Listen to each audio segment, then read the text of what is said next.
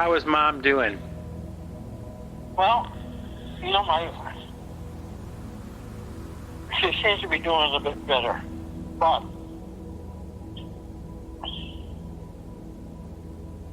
I got my mouth full of almond joy now. Wait just a second.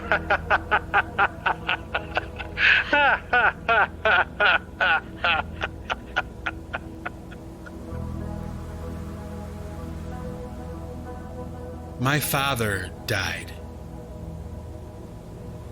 A couple of weeks ago, my father died. And even as I'm speaking those words right now, it's still surreal and difficult for me to believe. But it's true, okay? My father is gone.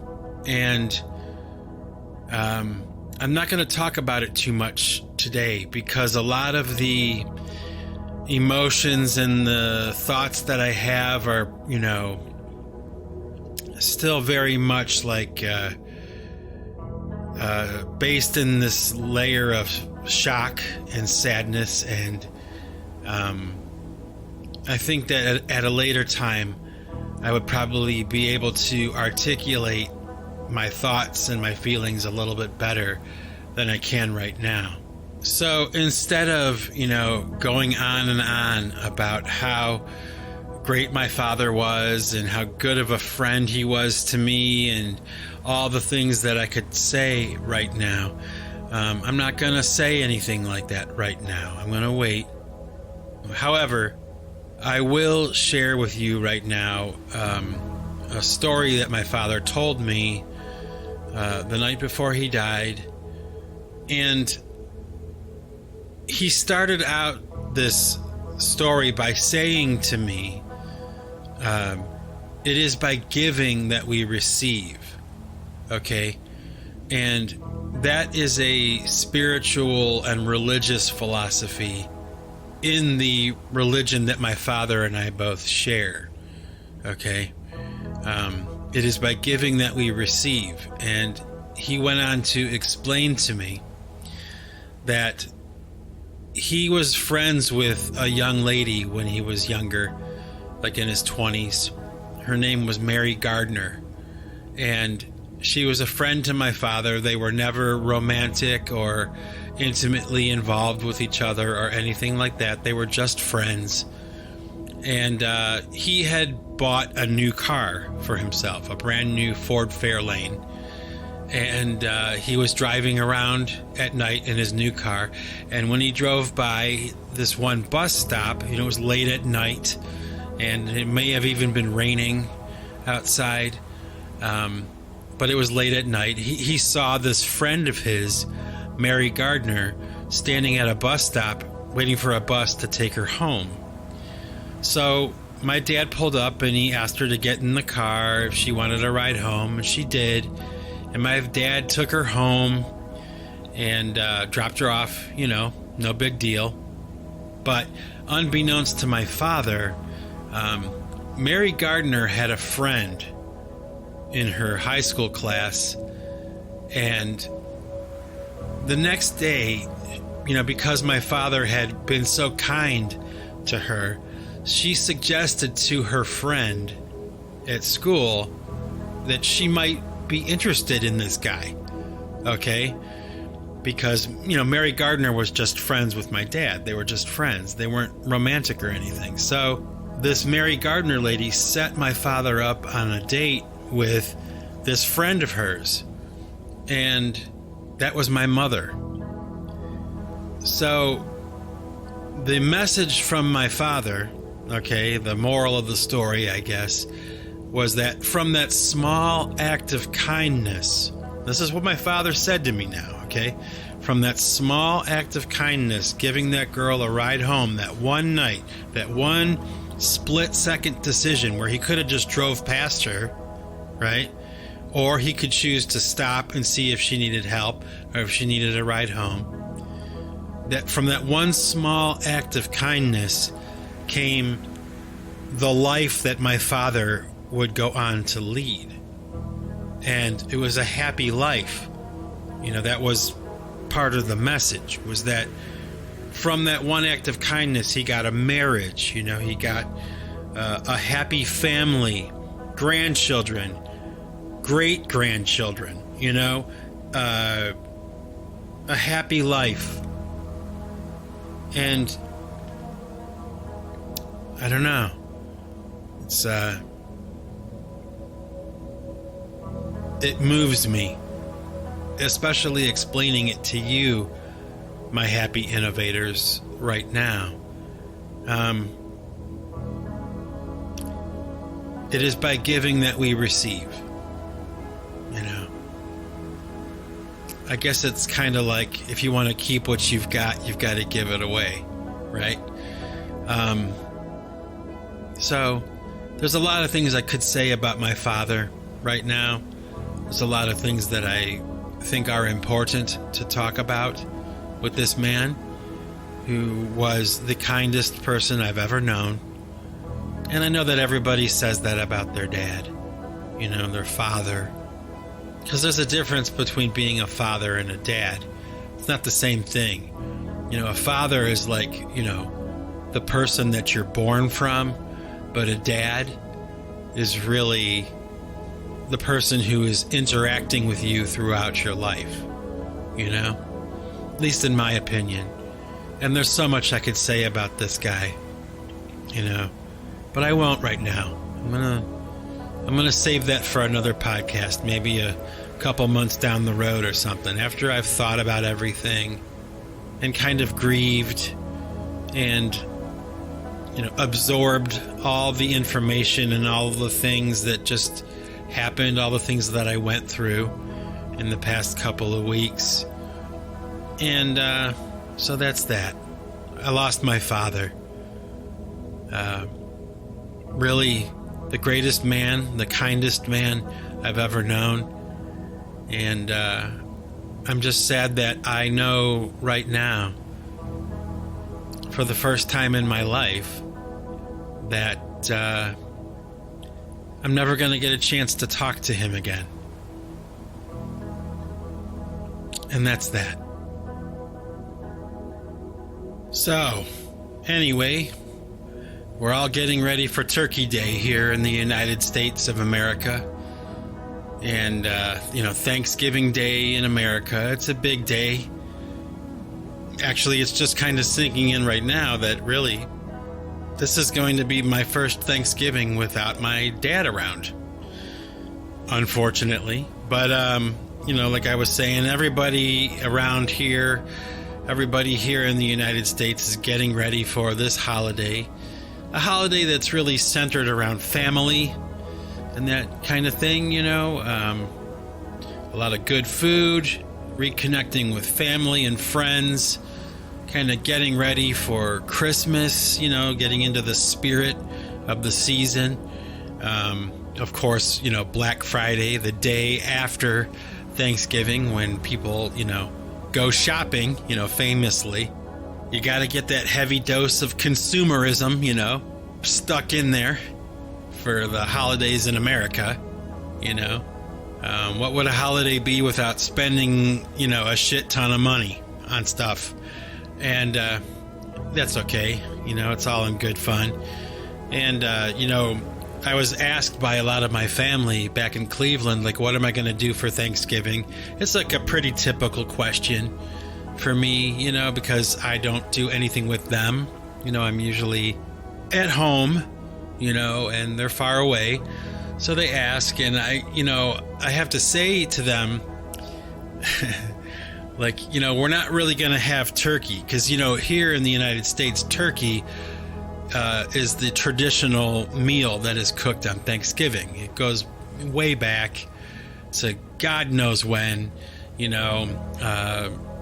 American Thanksgiving table has a turkey on it with usually mashed potatoes and gravy and corn and traditionally like cranberry sauce. My wife and I don't really do that anymore. We don't do the turkey thing anymore, which is kind of a funny story because, I can't eat turkey anymore. The thought of eating turkey makes me want to Ralph, it makes me want to just puke. Why is that, you ask? Well, I'll tell you. It's a pretty funny story.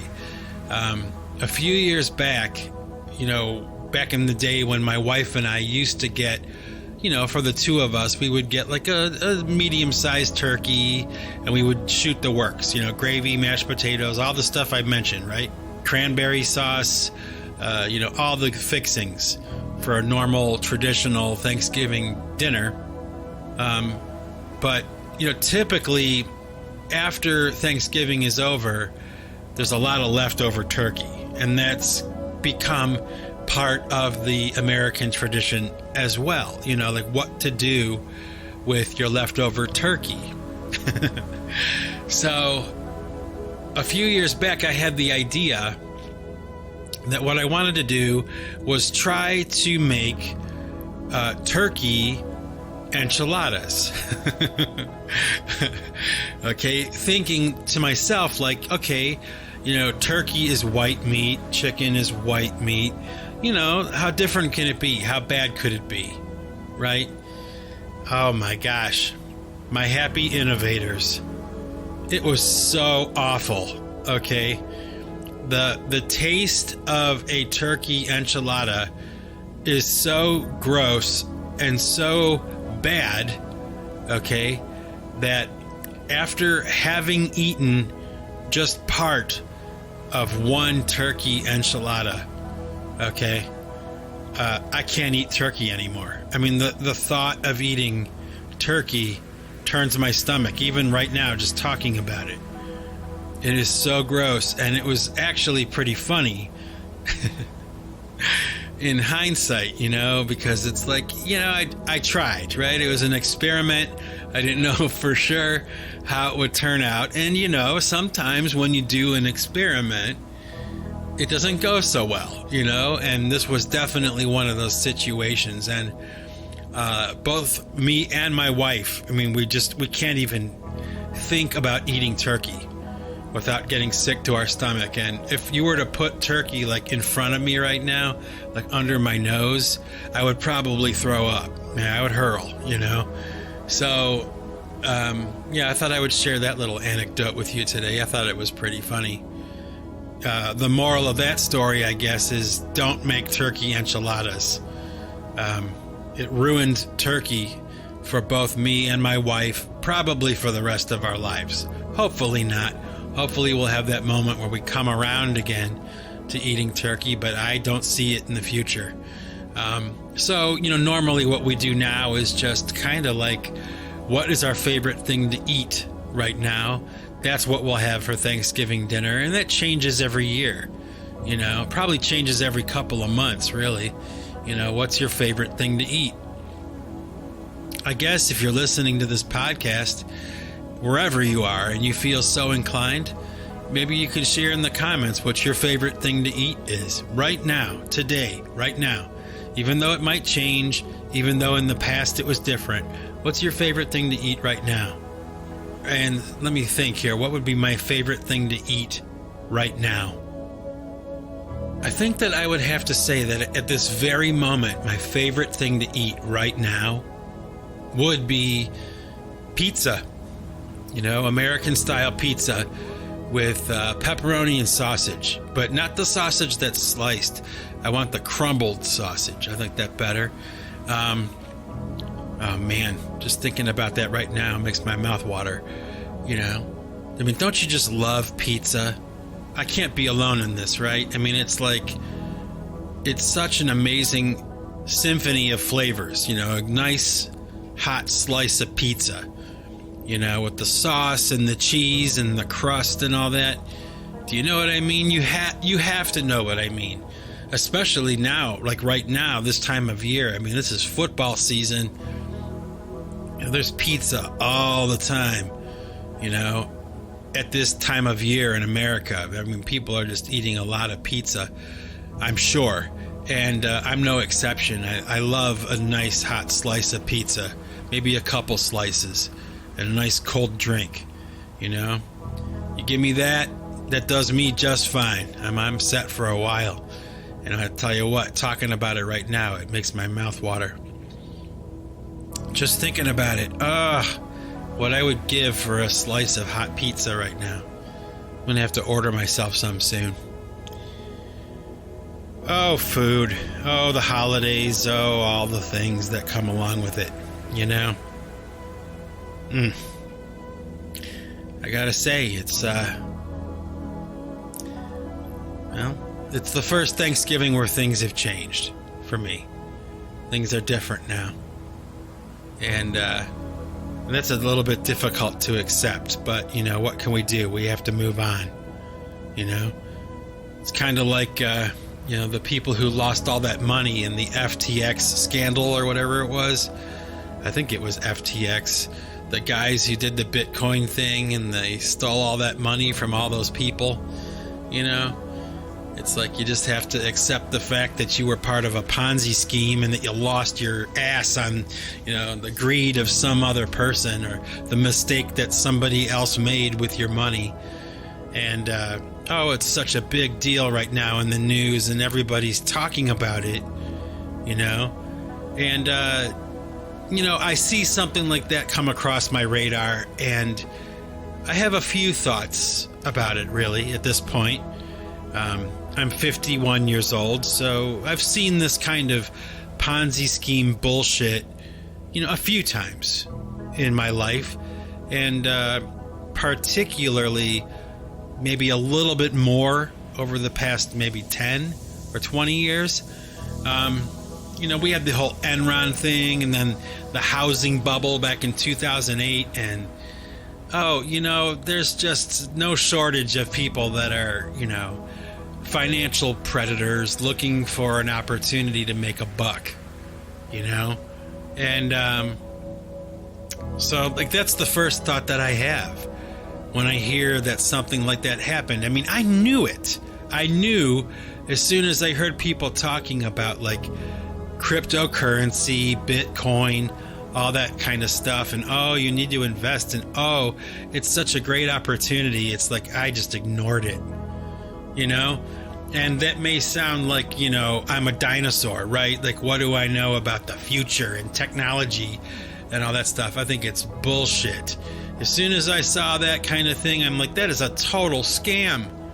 It's a scam. It's another Ponzi scheme. It's a pyramid scheme.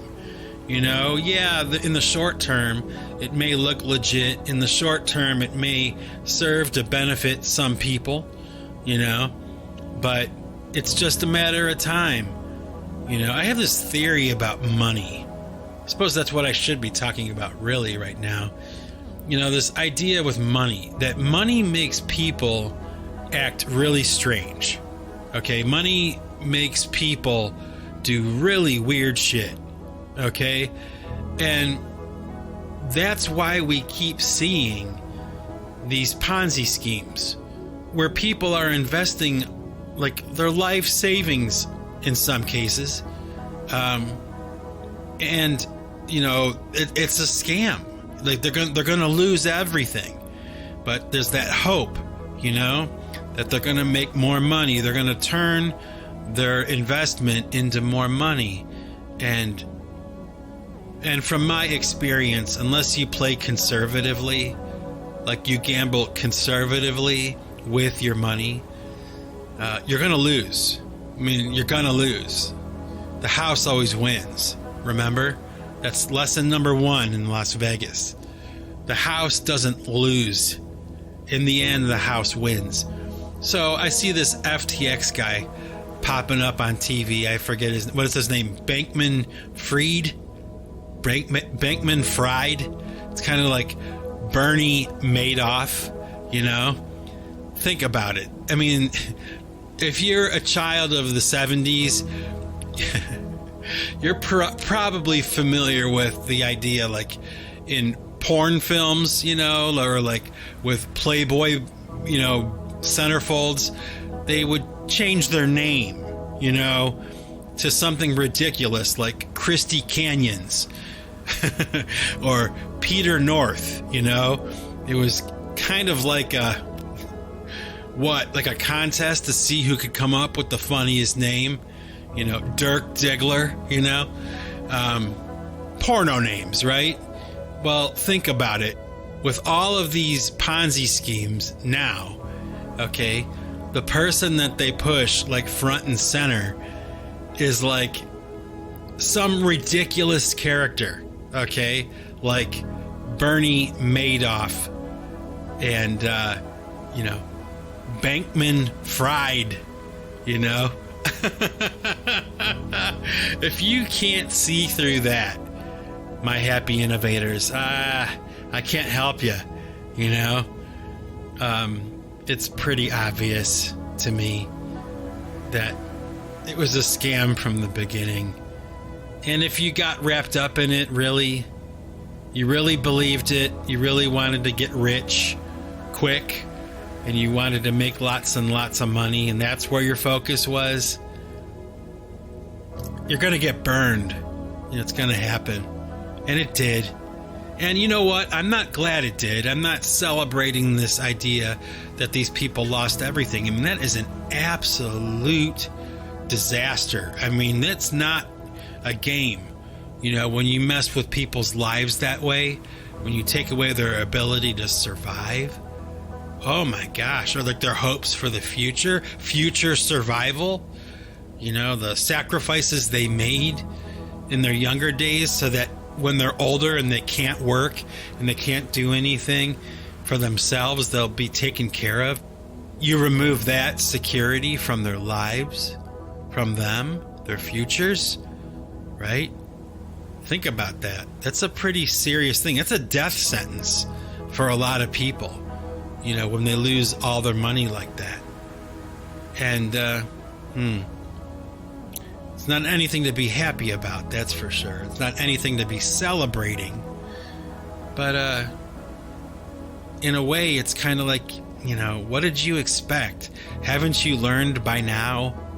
Like my father-in-law always used to say to me and to my wife, there's no such thing as a free lunch.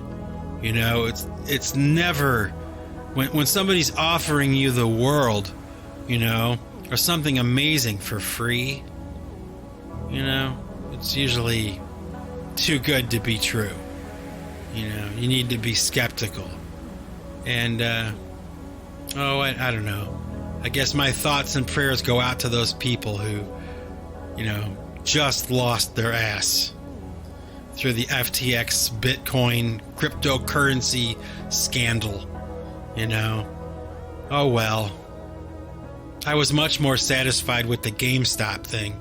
Do you remember that a couple of years ago when all those like small-time investors started to flood GameStop?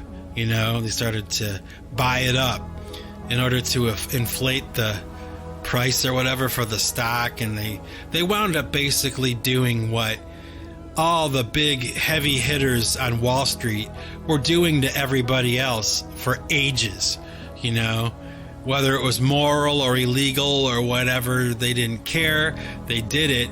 And it's so funny, when they have it done to them, I mean, so typical with the human condition and human behavior that when somebody is doling out punishment or suffering to other people, oh, God forbid they get a taste of their own medicine, and it's just a crime and an outrage when someone does it to them, Oh, it makes me just laugh.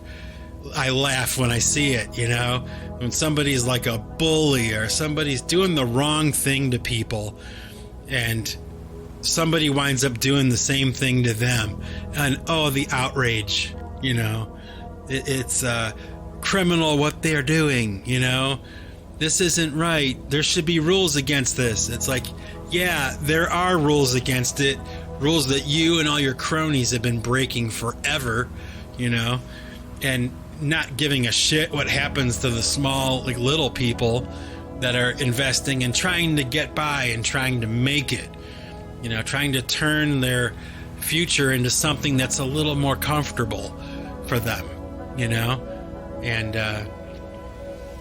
I don't know, I just think it's just so funny. That's been my experience, that You know, when people get a taste of their own medicine, they hate it, you know.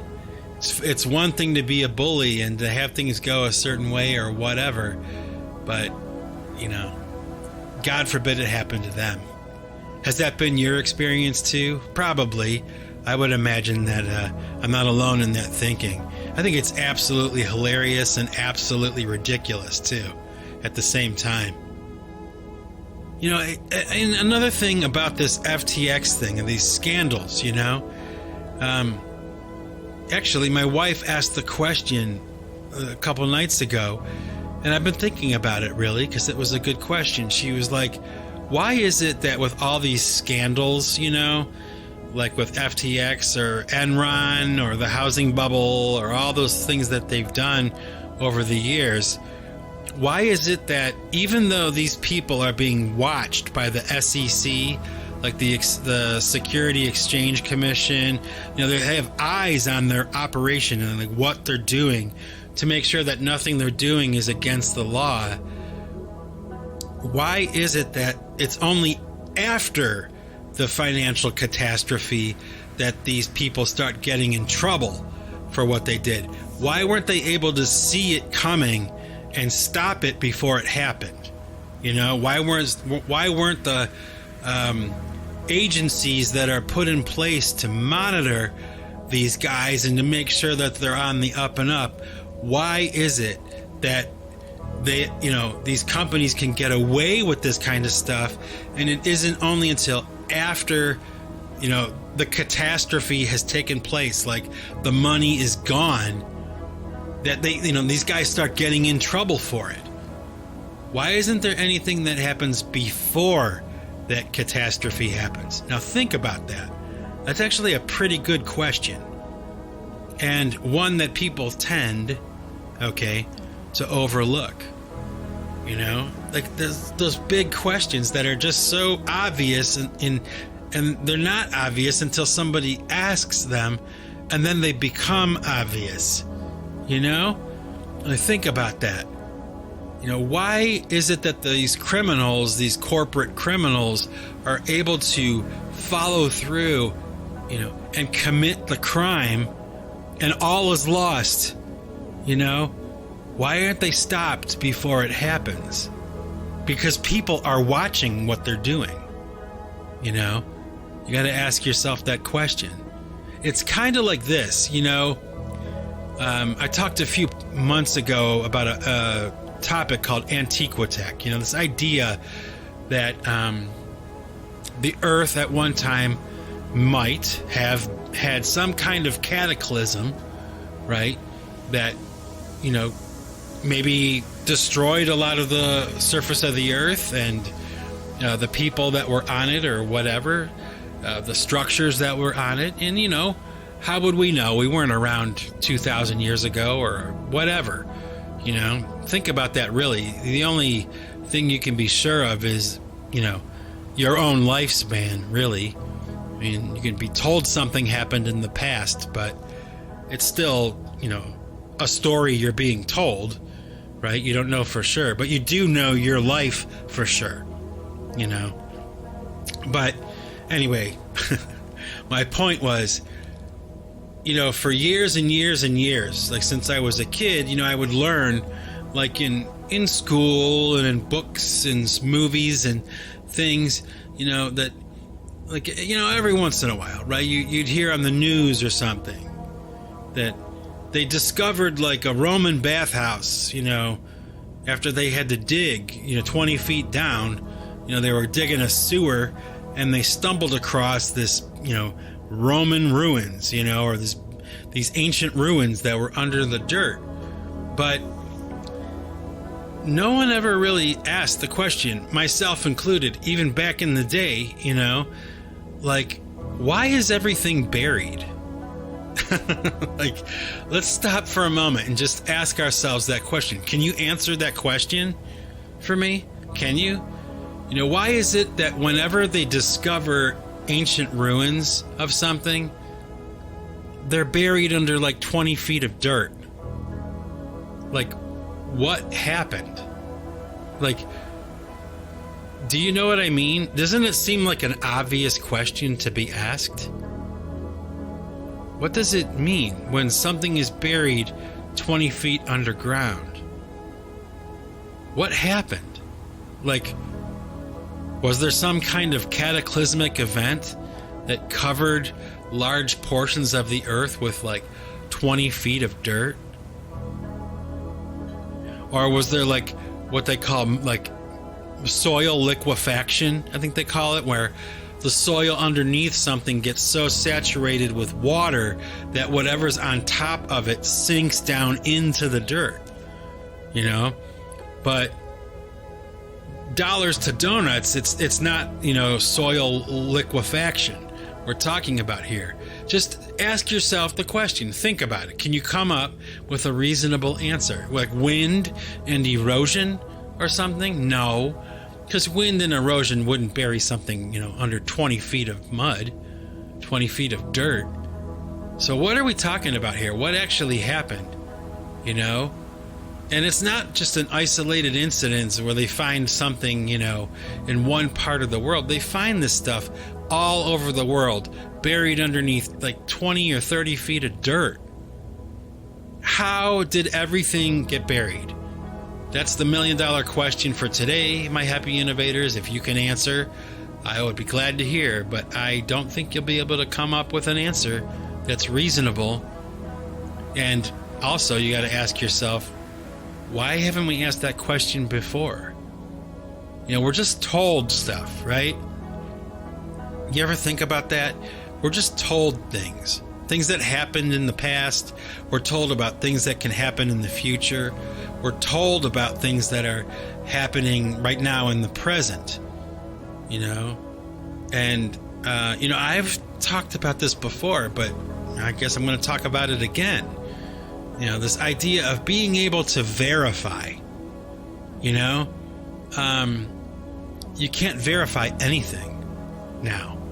Even if you go back into like history on the internet, 9 times out of 10, what you're getting, you know, what information you're being given on the internet is altered, you know, inaccurate, or just outright false, you know, falsehoods, you know. I've heard a lot of YouTubers and, you know, folks on social media kind of like talking about that idea that, you know, Google isn't really what you think it is. And, you know, when you type in something you want to search, it'll say there's 4 billion results, you know, for this topic. And then you go to the second page and it'll say there's only 3,000. And then you go to the third page and there's only like 10. You know, it's like this fake kind of like a facade of depth to Google that's not real anymore.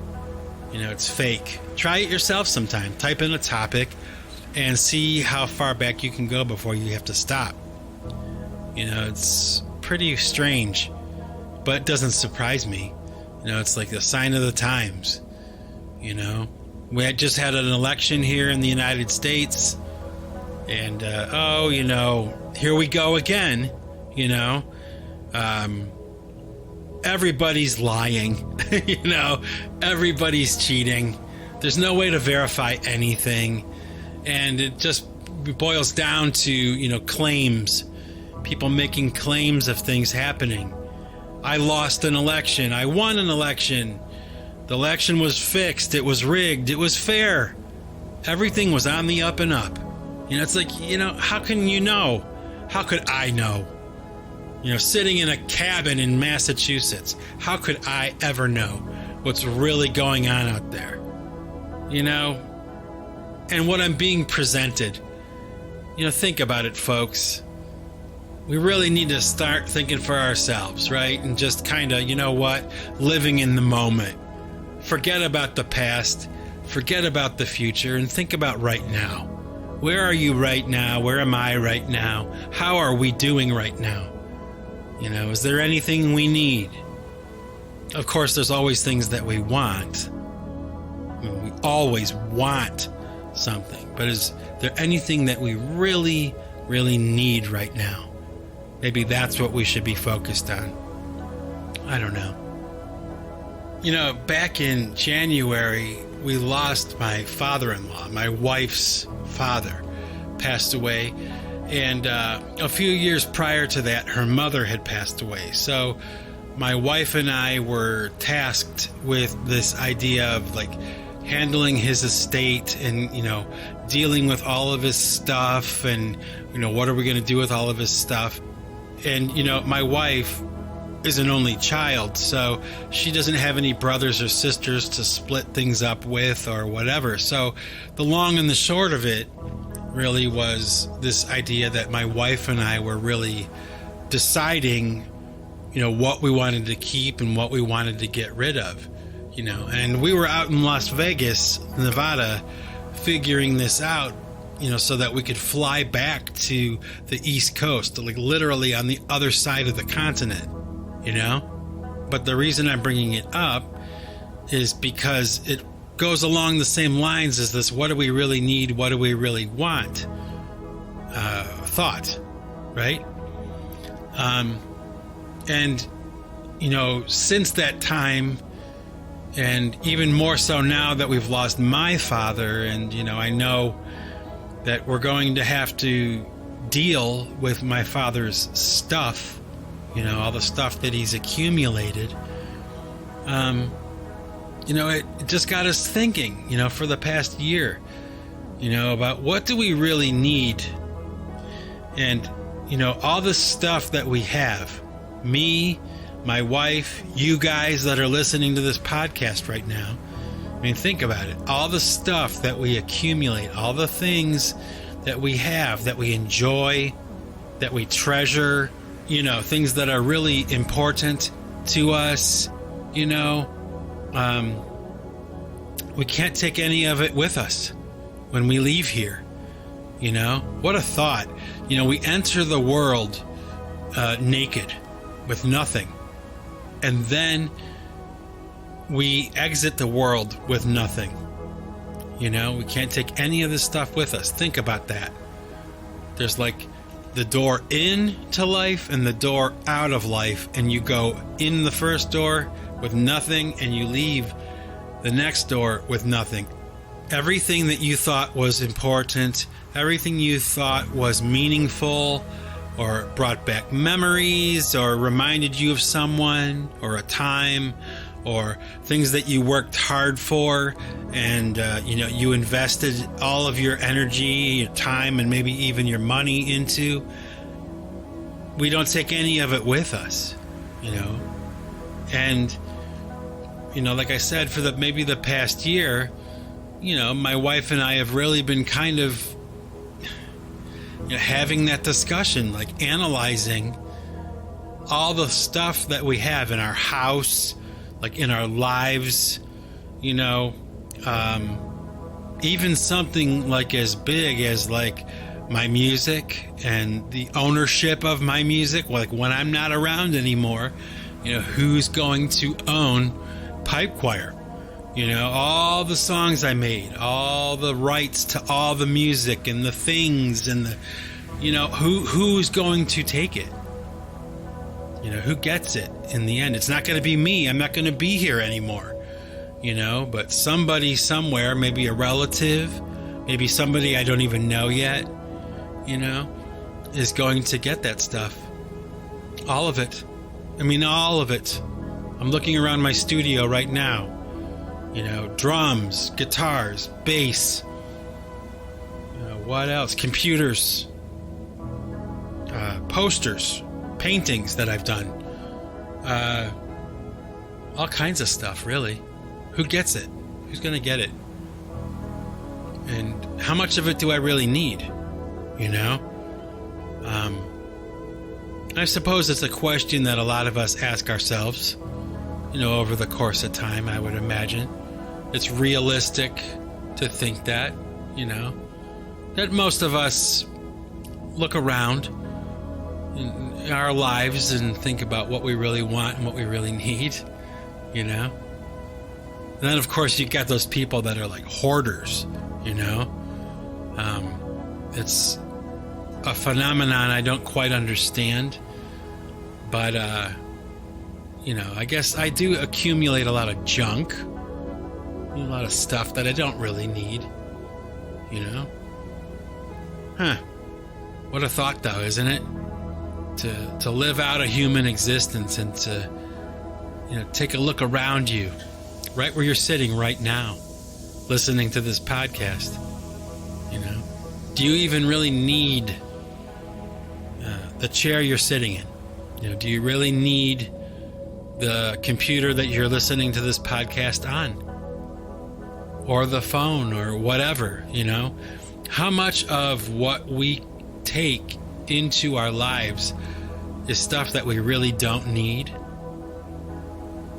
And we maybe, in some cases, would be better off if we didn't have them at all. Think about it. That's a pretty heavy thought. And, one that's probably good to, wrap this podcast up with for the day.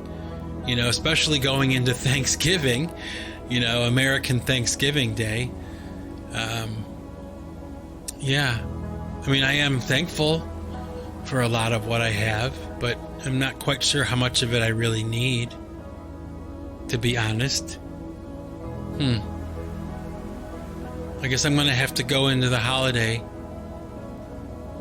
For the first time, without my father-in-law and without my father, my dad, and contemplating how much of this stuff do I really need, and how much of it do I really just want,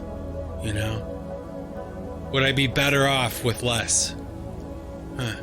Would I be happier? It would certainly probably be easier for the people around me, if I were to die suddenly or I weren't to be around anymore for whatever reason. Like, it would be easier for my family and the people who care about me to have as little stuff to deal with as possible. So, as weird as that sounds, it's, it really got me thinking, especially since my father passed away a couple weeks ago, walking around in his house without him there. And of course, my mother is very sick, so she's not at home anymore. She's somewhere else now. So the house is empty,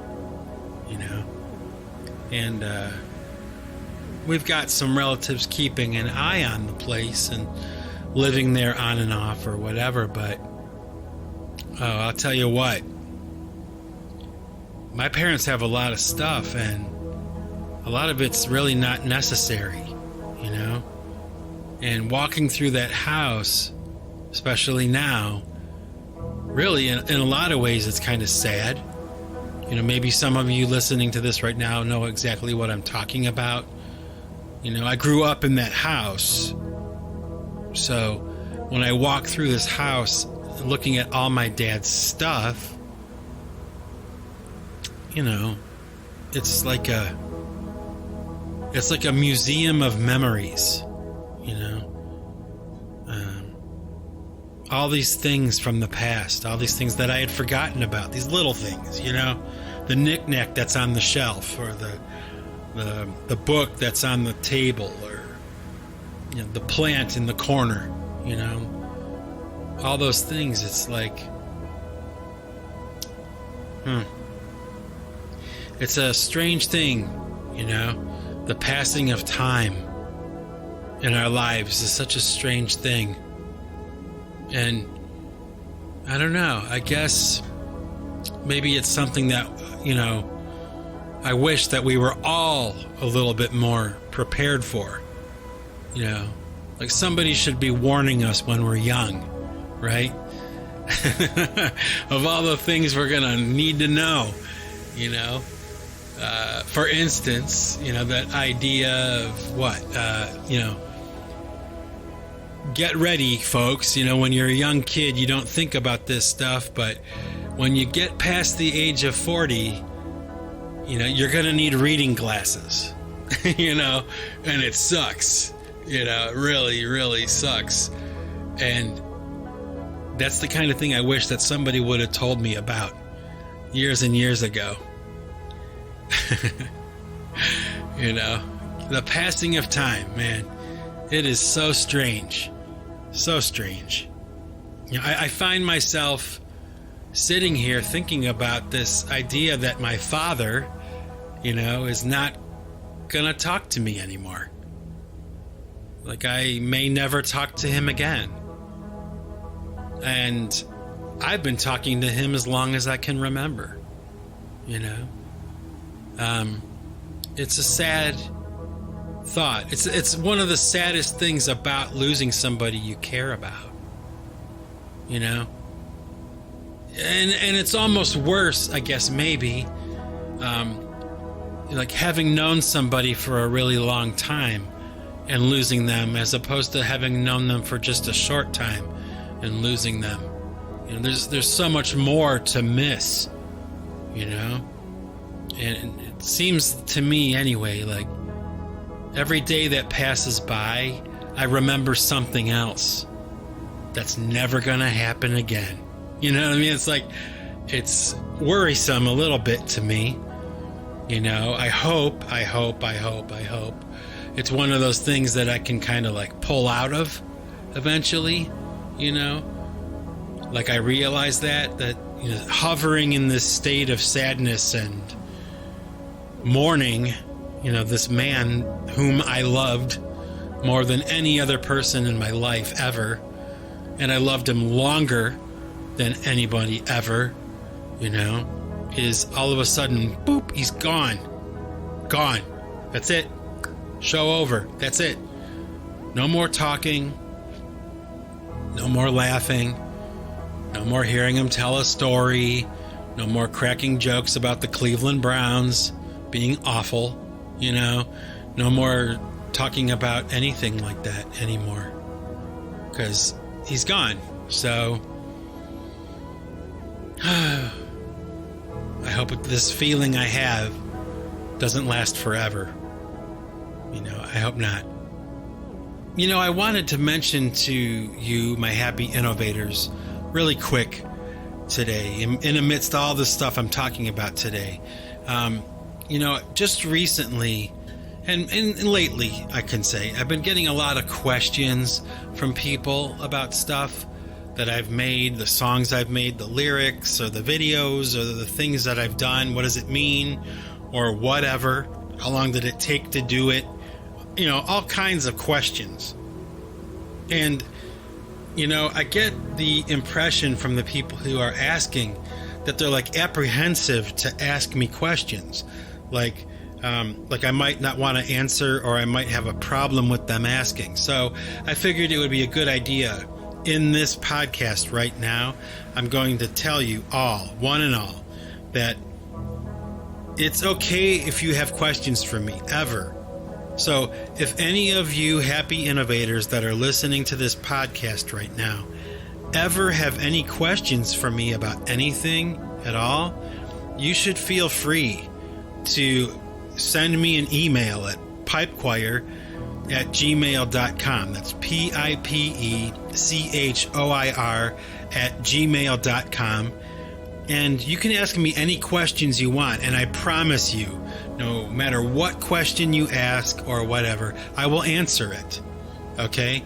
So, again, if any of you listening to this podcast right now ever have any questions for me, Mike Bostwick from Pipe Choir Records, PC3, PC1, all the stuff I do, the Singularity Podcast, any questions you have, okay, anything about anything I do, you can just send your questions to pipechoir@gmail.com, and I promise you I will answer. Okay, I will respond to you. Just saying. Anyway, my happy innovators, I think I'm going to call it a day. I think I've depressed everybody enough. I'm sorry if I did. The point is really with these podcasts is to try to give you something to listen to and to maybe bring you up a little bit in your day. So I'm sorry if I didn't achieve that today. I'm sure you'll forgive me. I mean, come on. Give me a break, right? But with that, my happy innovators, one and all, thank you for listening to all of my rants, all of my ranting. And Remember, folks, it is by giving that we receive. And in other words, if you want to keep what you've got to give it away. Take it easy, everybody.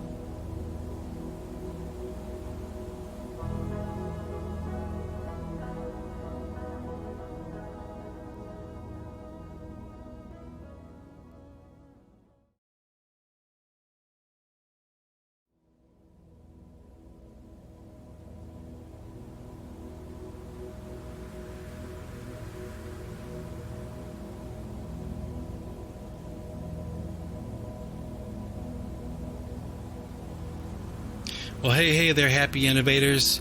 Thanks for sticking around to the end of the podcast to hear some music. So today what I'm going to share with you is a song from the pipe choir album, The Wrench and the Rubicon, that I released, probably about a year and a half or 2 years ago now. I'm going to share with you a song called Anatoly. And, the reason that I want to share this song with you today is really simple. It's a song that I like a lot and I've been listening to a lot of my own, So without further ado, here we go. This is Pipe Choir Anatoly from the Wrench and the Rubicon album. And it's just a song that's one of my favorites. So check it out. Here we go.